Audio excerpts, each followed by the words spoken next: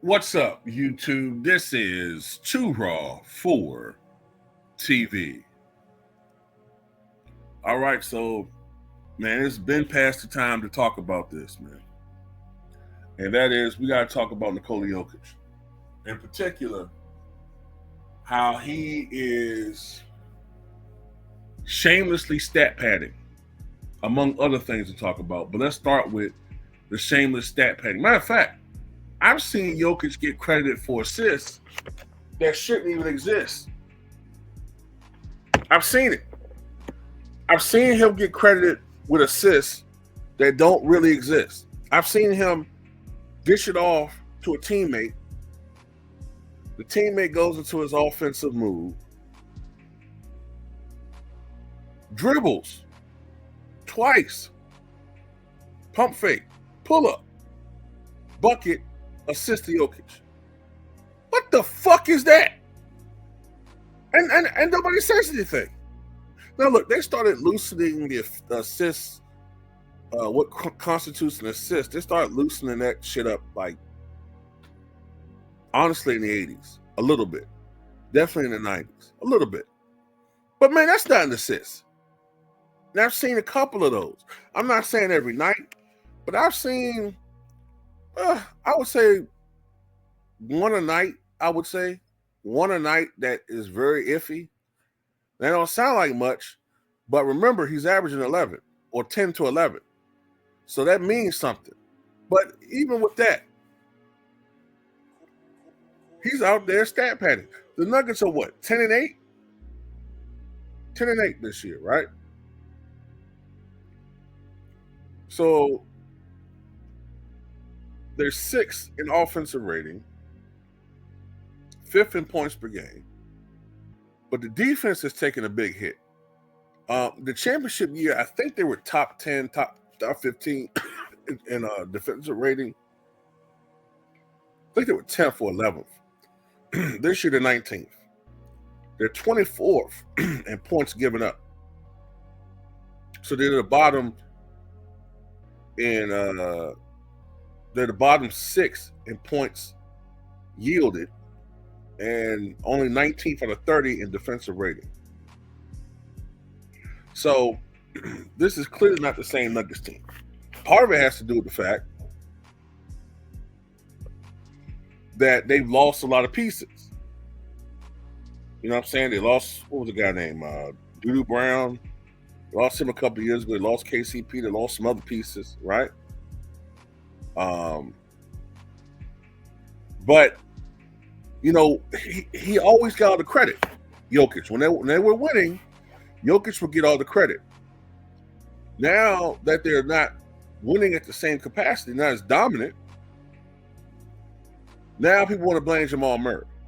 And I know it's a little trick that the media does too. Whenever they bring up the problems with the Denver Nuggets, right? In particular, their defense and lapses in concentration, lapses in energy, especially in the defensive end, all of a sudden they want to interview Jamal Murray, so that mentally you begin to attach the negative or losing to Jamal Murray. Matter of fact, I got a little joke where I say Jamal Murray is the only light-skinned nigga held accountable in the NBA. He is. He's the only light-skinned dude held accountable. And that's only because of, you know, hey, he's the nigga alternative. But Jokic is never held accountable. Never. Never. Who cares if you're averaging a triple-double? They're 9th in the Western Conference. But it never matters where the team is doing or where they're ranked, because the media will always find an excuse to give Jokic the league MVP. Every time. They'll find an excuse. Whether they're 1st, 2nd, 3rd, 6th, 9th, they're going to find an excuse.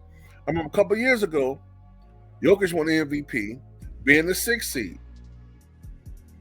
The excuse was, well,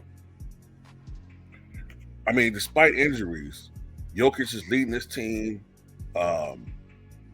to a respectable ranking, and it's a miracle that this team is even doing this good.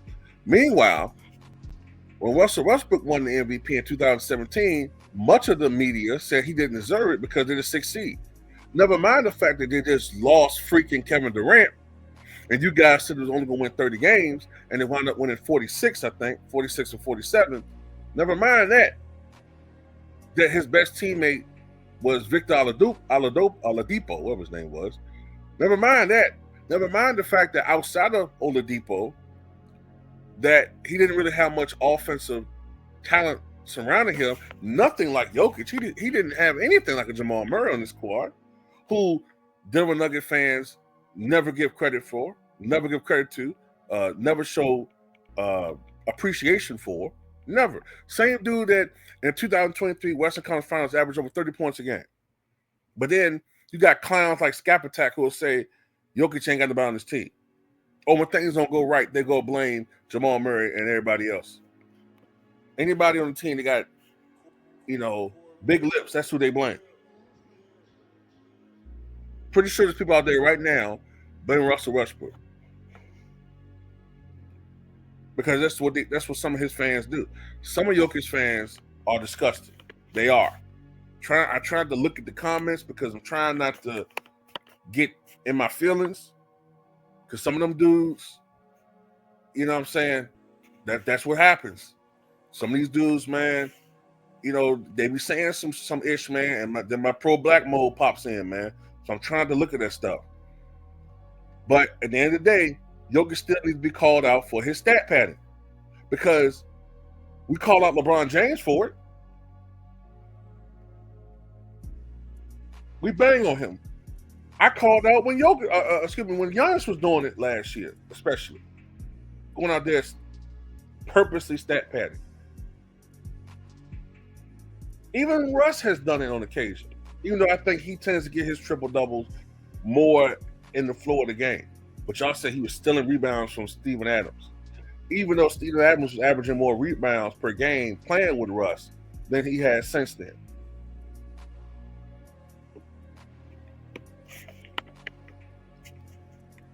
Y'all losing a lot of credibility, man. And when I say y'all, I'm talking about the Jokic fans and the Giannis haters. Y'all losing a lot of credibility because y'all say that Giannis shouldn't be in the MVP conversation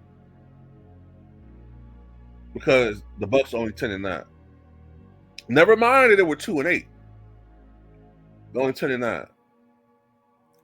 But the Nuggets are only 10-8 themselves.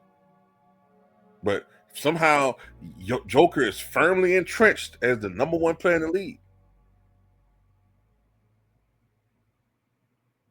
Makes no sense. Makes no sense. The Bucks are 6th in the East. Denver is 9th in the West. I don't want to hear about conference strength. Denver is 9th in the West. The Bucks are 6th, I believe, at least last time I checked, 6th in the East. Might have shifted a little bit.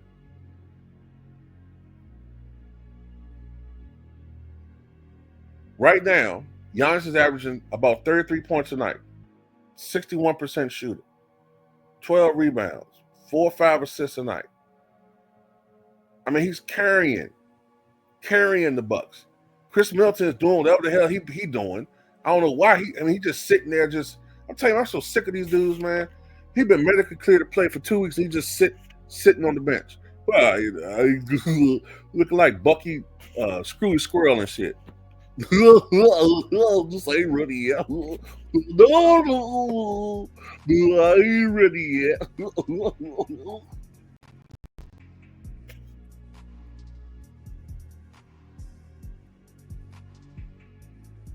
Come on, man. At the end of the day, Joker needs to be called out. Nobody, and plus, look, nobody's saying anything about when he missed those 4 games in a row. Now, apparently has something to do with, the birth of his child, right? Fine. Okay. Fine. All right. People give him a pass for that. But, you know what I'm saying? A whole bunch of other players go out there and miss games and for personal reasons, and people call them lazy. They got the game has to come first. I mean, that's the sacrifice you pay for being a professional and all this other bull. But with Jokic and some others, is always understanding. And another thing that never gets called out about Jokic too. Everybody was talking about how the Bucks won an easy title, and if KD's foot wasn't on the line, and all this other stuff. But people conveniently forget that Nuggets team in the first round beat an 8 seed, right? In the Timberwolves. They beat an 8 seed in the Timberwolves. And in the next round, they beat a Suns team, right? They beat a Suns team that was the 4th seed that was up and down the whole year, right? Up and down the whole year, dealing with injuries, the whole lot. Then the conference finals, they beat a 7th seed in the Lakers, right? And I don't know what be going on with AD. A lot of times he played against Jokic, man. He just, like, y'all notice that? I don't know what it is about AD. And maybe it's a mirage. Maybe he does have great games, but for some reason, whenever I see him go up against Jokic, to my memory, a lot of times he just not himself. But anyway, maybe it's because AD don't like physicality. Joker is one of the few big men that's bigger than him, and I don't know. And then in the NBA Finals, they play a play-in team. They beat a play-in team in the Miami Heat. A team that was only mere minutes away from being eliminated by the Chicago Bulls. So, you want to talk about one of the more overrated playoff runs? And then the very next year, Joker gets slowed down and damn near, well, you can't stop him, but he gets pretty much damn near contained by Cat. The same dude that like a complete defensive liability with the New York Knicks. Complete total. What was that stat earlier this year? I'm pretty sure it's gone down now, but opponents were shooting like 90+% from the field against him in the post. Come on, man. So you put Joker back in time. Hell with the 90s. Put him back in time playing in the 2000s against Jermaine O'Neal, against Ben Wallace. Have him being guarded against, have Ron Artest guard him. You know what I'm saying? Theo Ratliff. You know what I'm saying? Have him go back in time and go up against those guys in that NBA prior to 2005. Have him go up against, you know, Chauncey Billups and that Pistons team, or Tim Duncan, Monginobili and those Spurs teams, or the Pacers. You know what I'm saying?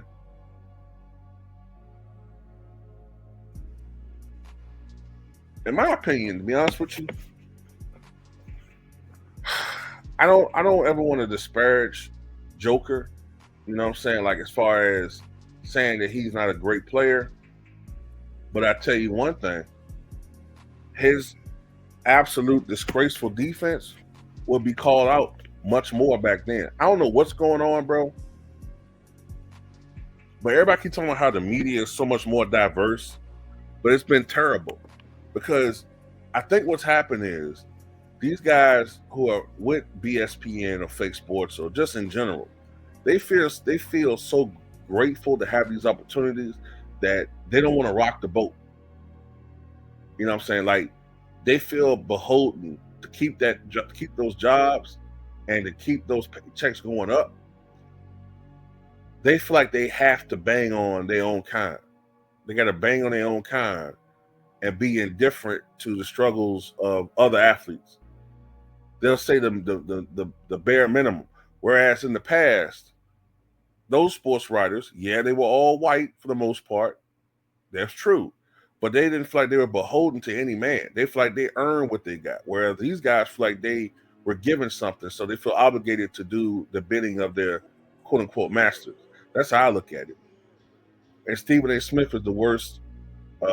He's the worst and prime example of this, because you explained to me.